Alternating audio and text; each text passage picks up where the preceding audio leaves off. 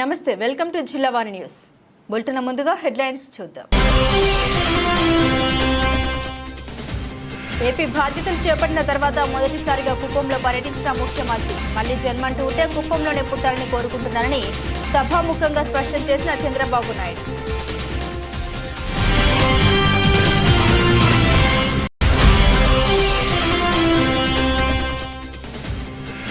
పాయకరావుపేట పంచాయతీరాజ్ అతిథి గృహం నందు వివిధ శాఖల అధికారులతో సమీక్ష నిర్వహించిన హోంమంత్రి.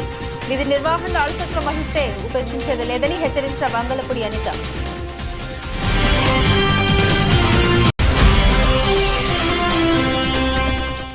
అనకపల్లి మండలం కొత్తూరు నరసింగరావుపేట వద్ద నిర్మాణంలో ఉన్న వైసీపీ కార్యాలయ భవనం వద్ద ఉద్రిక్తత. కాపు సామాజిక వర్గానికి కేటాయించిన స్థలంలో నిర్మించిన భవనాన్ని తమకు అప్పగించాలంటూ ఆందోళన చేపట్టిన కూటమి సభ్యులు.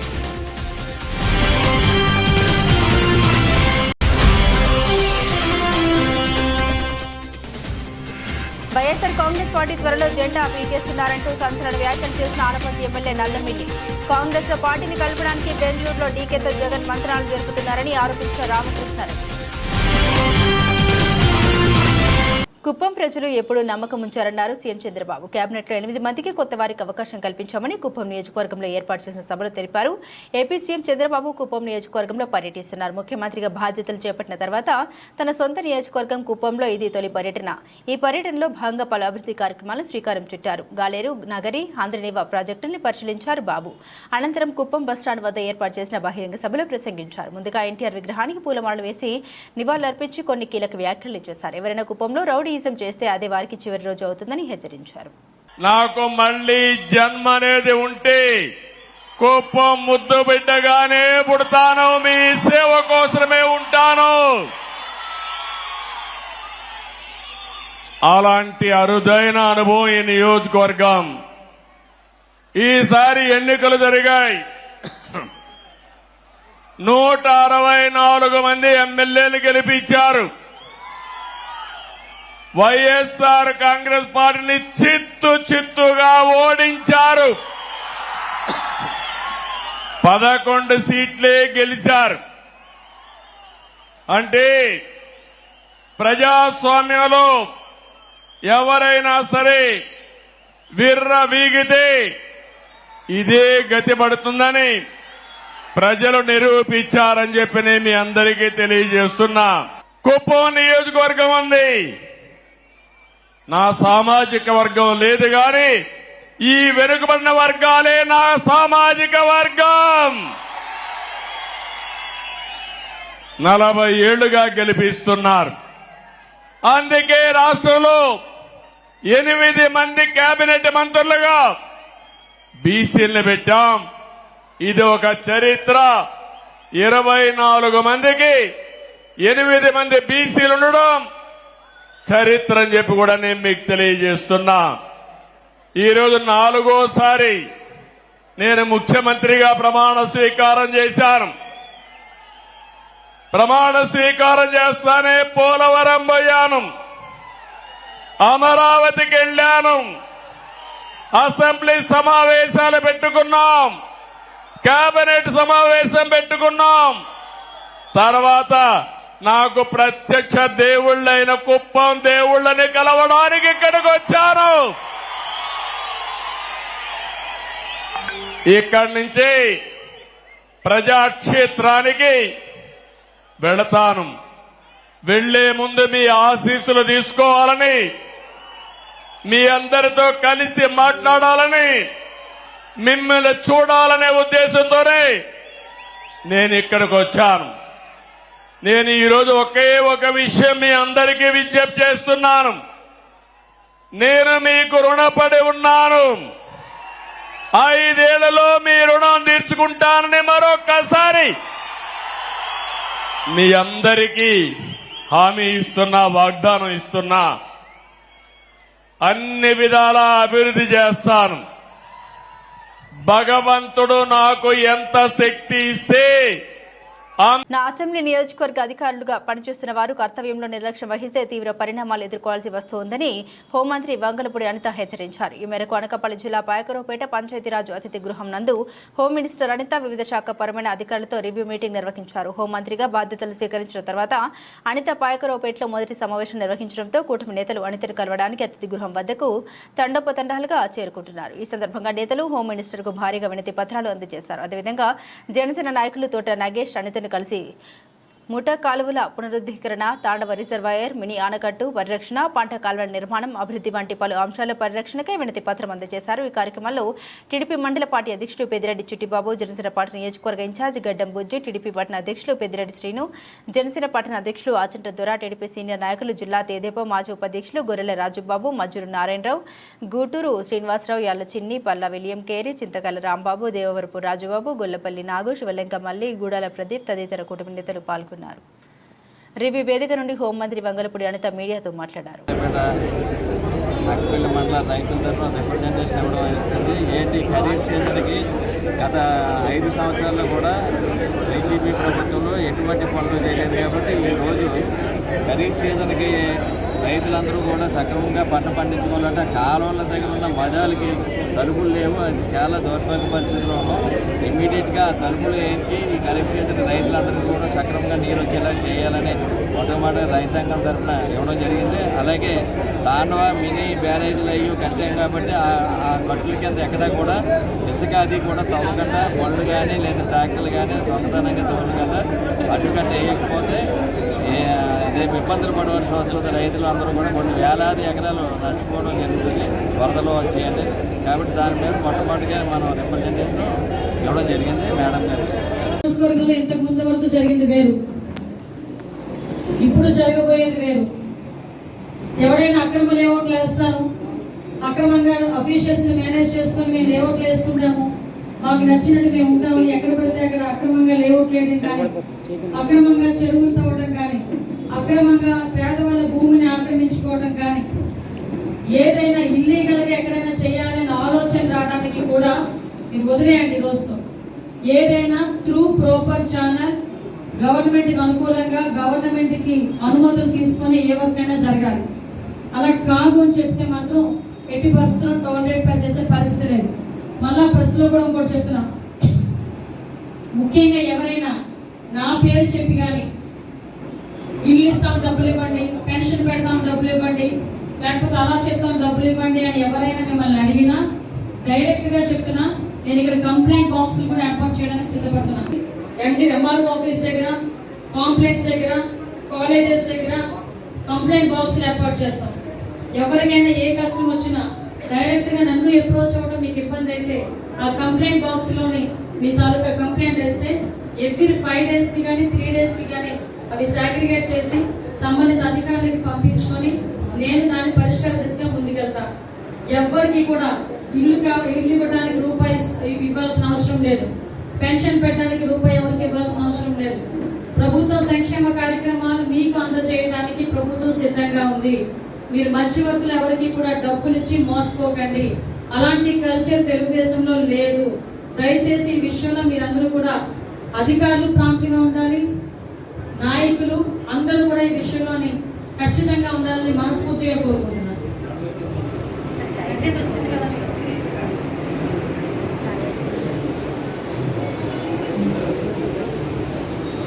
ఉంటే కనుక నేను ఇందాక మా డిపార్ట్మెంట్ వాళ్ళతో ఎలా చెప్పానో మీకు అలాగే చెప్తున్నాను. ఇక్కడ ఎన్డీఏ గవర్నమెంట్లో పనిచేయాలంటే నాకో లేకపోతే నా పక్కన లీడర్కో పనిచేయమని నేను ఎప్పుడు చెప్పను. మీరు పని చేయాల్సింది ప్రజలకి, మీరు సేవ చేయాల్సింది ప్రజలకి. జీతాలన్నిటికీ అనుగుణంగా అభివృద్ధిలోకి ముందుకెళ్ళేటట్టుగా మీరందరూ కూడా నాకు చేయూతనిస్తారని నేను మనస్ఫూర్తిగా కోరుకుంటున్నా. మీరందరూ కూడా ఆ రకంగా పనిచేస్తారని కూడా నేను అనుకుంటున్నాను. పాస్ట్ ఈజ్ పాస్ట్, అయిపోయింది అయిపోయింది. ఇప్పుడు జరగాల్సిన దాని గురించి ఆలోచించాను. ఇక్కడ చాలా మంది అందరూ కూడా వెల్ ఎడ్యుకేటెడ్, అందరూ కూడా ఇంజనీరింగ్ పూర్తి చేసుకుని, పీజీని పూర్తి చేసుకుని ఎప్పటి నుంచి 25 సంవత్సరాల ఎక్స్పీరియన్స్తో ఉన్న వాళ్ళు ఉన్నారు. ప్రతి సమస్యకి ఒక వేఅవుట్ ఉంటుంది. వేఅవుట్ లేని సమస్య ఉండదు. వేఅవుట్ లేకపోతే అది సమస్యే కాదు. నాకు తెలిసి ప్రతి సమస్యకు పరిష్కారం ఉంటుంది. కాబట్టి నేను చెప్పేది ఏంటంటే, ఇప్పుడు ఏదైనా ఒక ఆఫీసరు డిఈ గారు మధ్యలో ఆగిపోయింది. ఏం చేద్దామంటే ఏమి చెయ్యలేమో మాత్రం చెప్పొద్దు ఏ రోజు నా దగ్గర.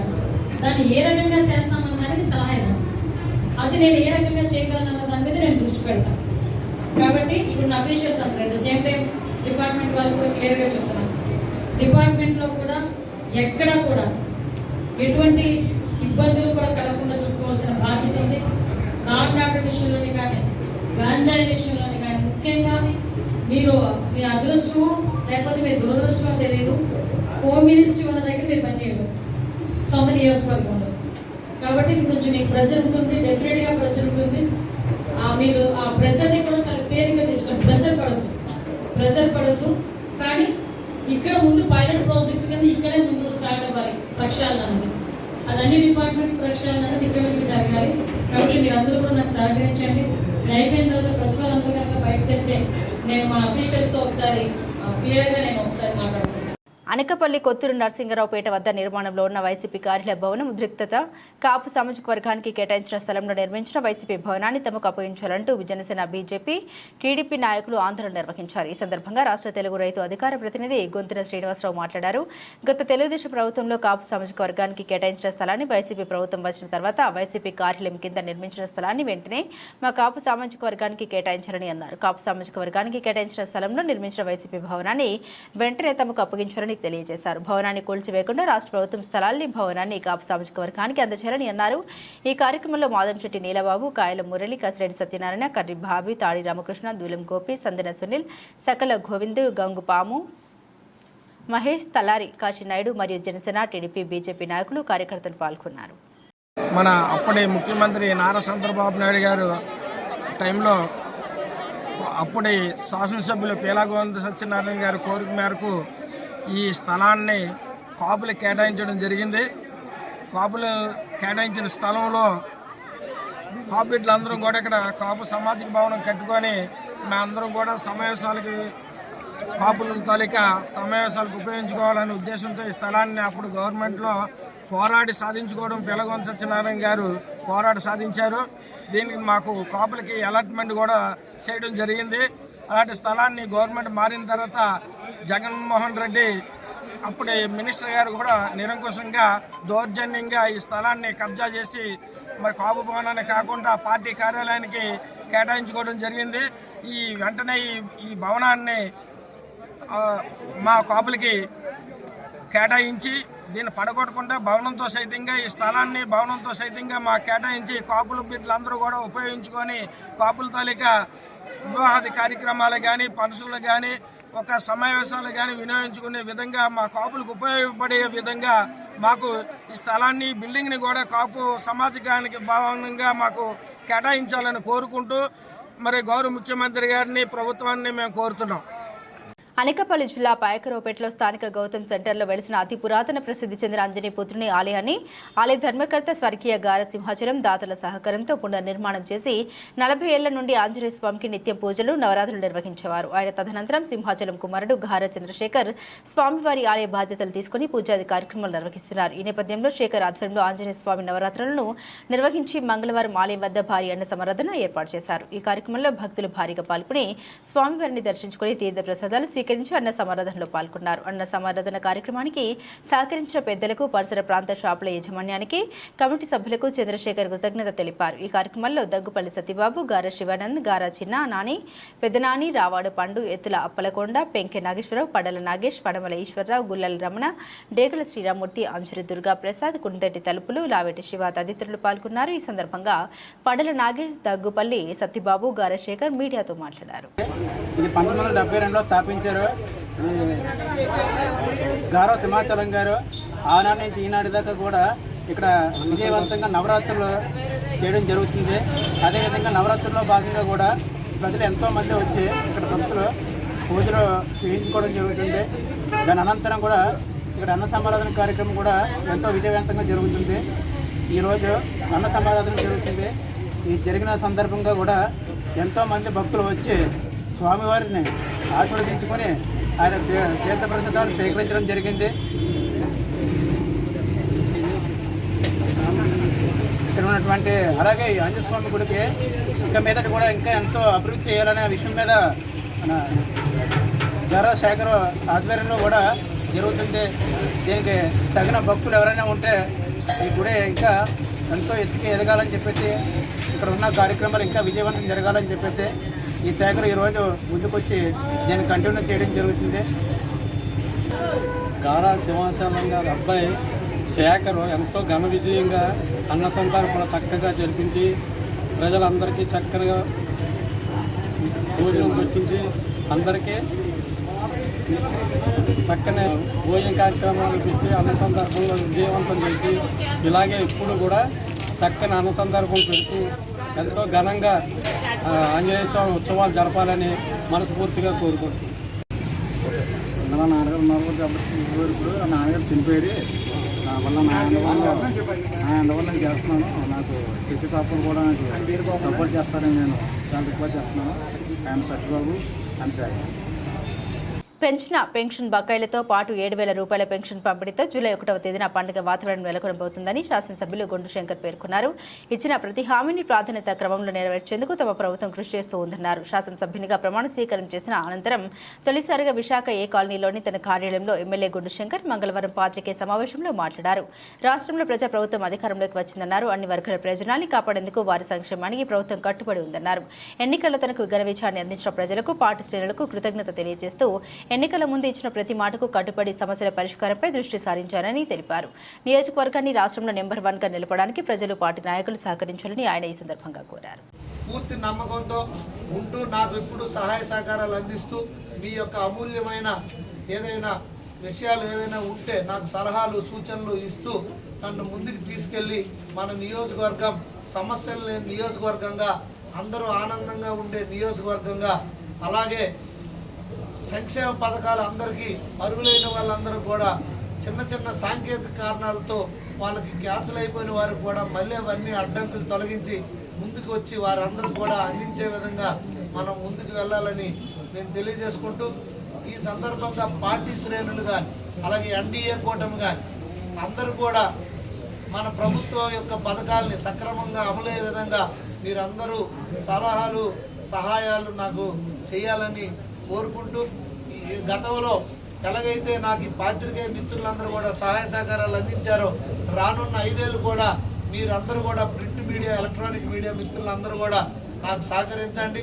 ఎటువంటి ఇబ్బందులు ఎక్కడ ఎటువంటి సమస్యలు ఉన్నా ఎటువంటి తప్పిదాలు జరిగినా ముందుగా నా నోటీసుకు తెస్తే తప్పకుండా నేను సరిదిద్దుకుంటానని కూడా తెలియజేస్తున్నాను.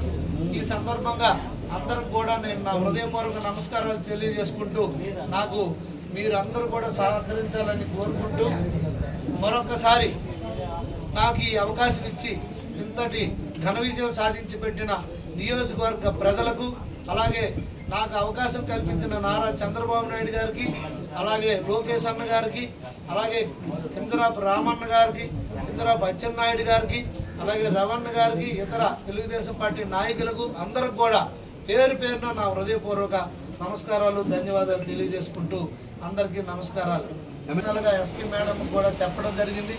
అయినప్పటికీ రాత్రులు ఇంకా కొన్ని ఏరియాల్లో జరుగుతున్న విషయం తెలిసింది.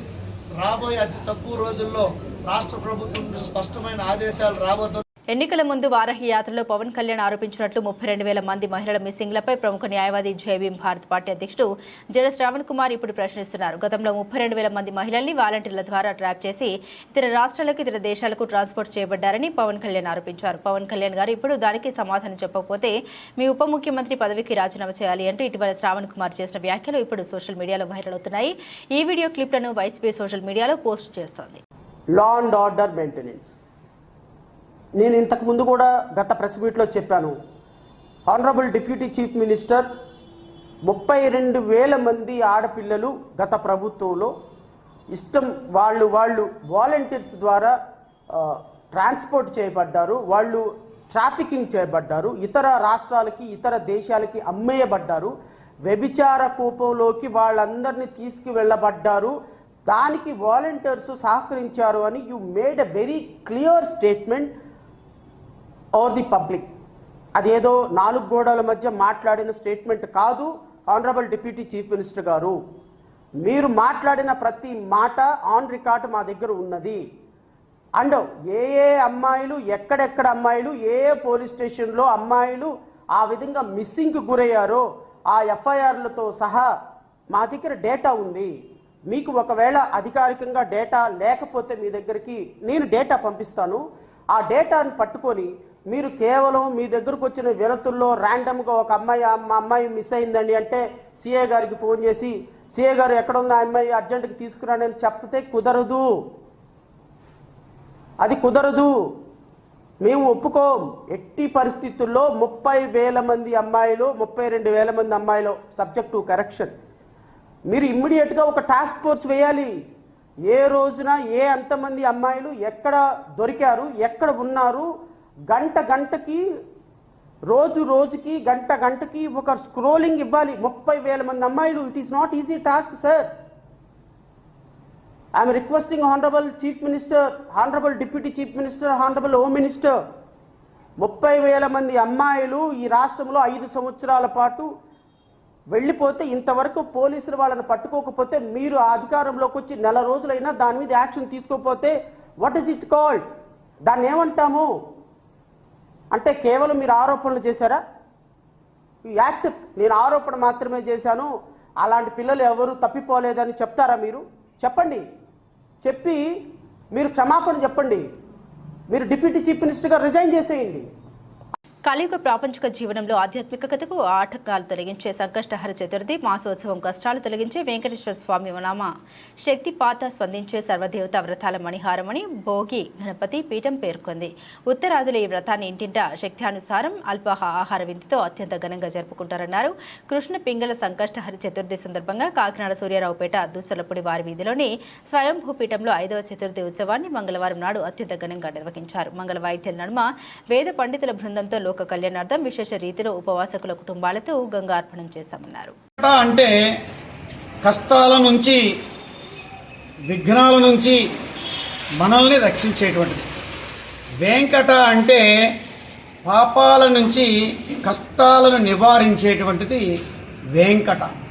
వెంకటేశ్వర అంటే మన యొక్క ప్రారబ్ధ కర్మల పాపాల కష్టాల నుంచి వైదొలగించేటువంటి ఈశ్వరుడు వెంకటేశ్వరుడు. ఆ విధంగా ప్రారబ్ధ కర్మల పరిహారానికి సంకష్టాలని హరింపచేసేటువంటి వాడు విఘ్నేశ్వరుడు.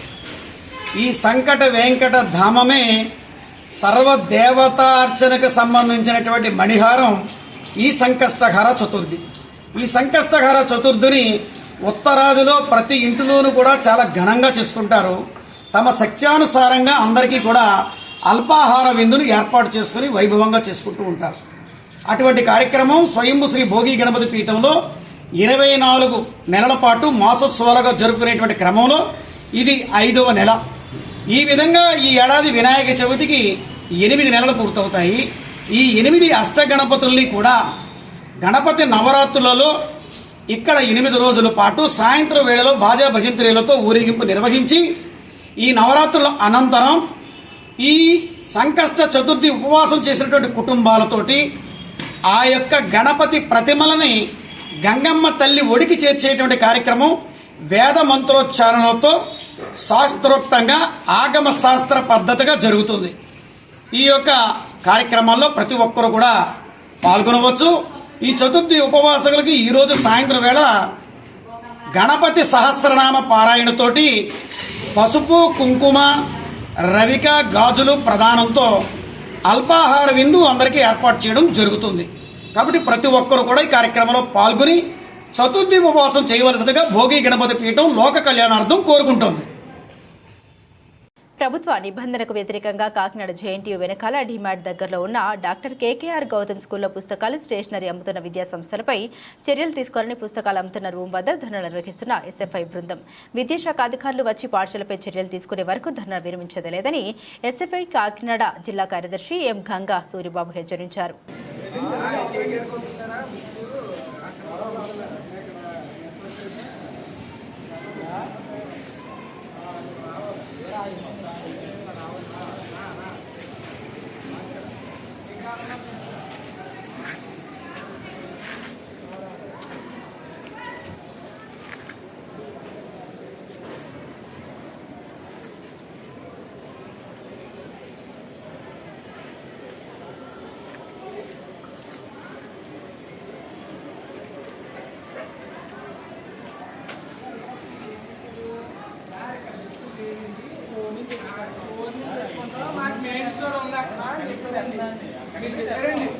పాతపట్నం మండల కేంద్రంలో మండల పరిషత్ కార్యాలయం సర్వసభ్య సమావేశంలో జరిగింది. ఈ సందర్భంగా ఎమ్మెల్యే మామిడి గోవిందరావు మాట్లాడారు.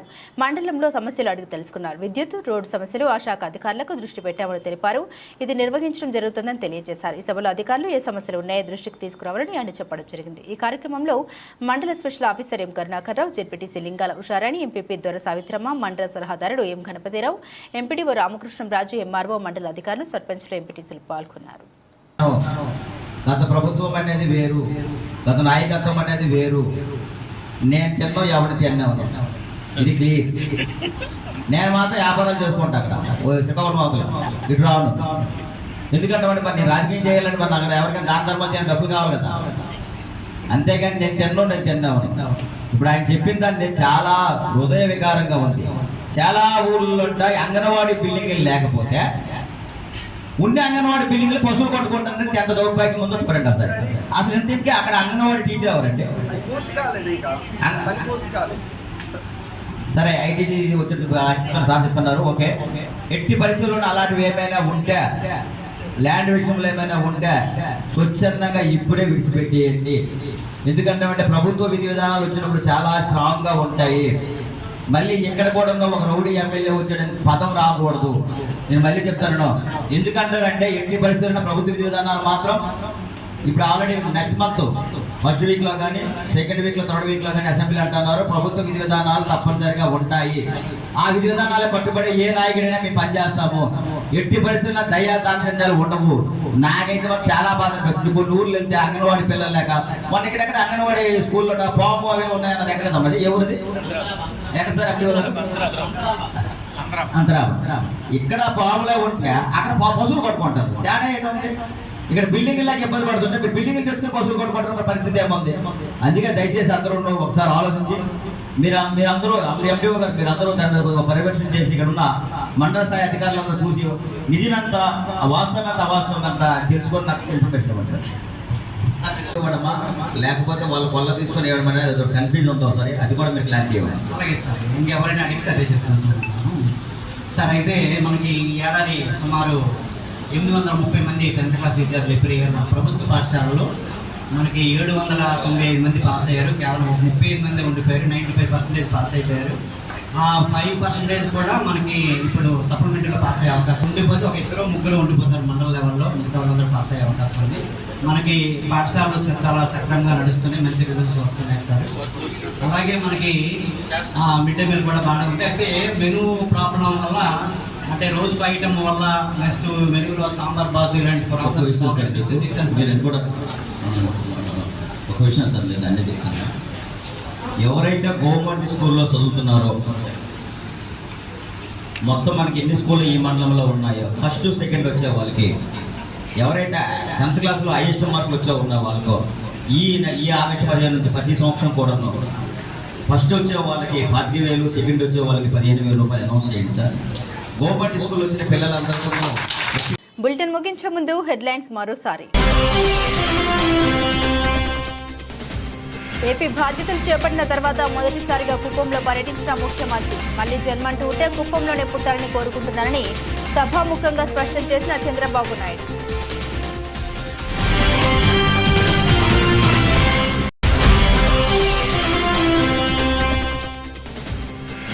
పాయకరావుపేట పంచాయతీ రాజ్ అతిథి గృహం నందు వివిధ శాఖల అధికారులతో సమీక్ష నిర్వహించిన హోంమంత్రి.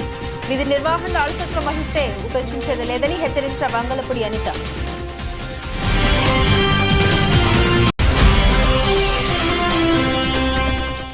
అనకపల్లి మండలం కొత్తూరు నరసింగరావుపేట వద్ద నిర్మాణంలో ఉన్న వైసీపీ కార్యాలయ భవనం వద్ద ఉద్రిక్తత. కాపు సామాజిక వర్గానికి కేటాయించిన స్థలంలో నిర్మించిన భవనాన్ని తమకు అప్పగించాలంటూ ఆందోళన చేపట్టిన కూటమి సభ్యులు.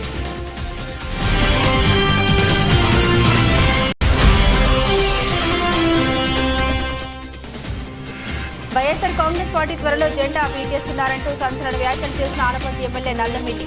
కాంగ్రెస్ లో పార్టీని కలపడానికి బెంగళూరులో డీకేతో జగన్ మంత్రాలు జరుపుతున్నారని ఆరోపించిన రామకృష్ణారెడ్డి. ఇవి బులెటిన్ అప్డేట్స్. మరిన్ని అప్డేట్స్ కోసం చూస్తూనే ఉండండి జిల్లా వారి న్యూస్.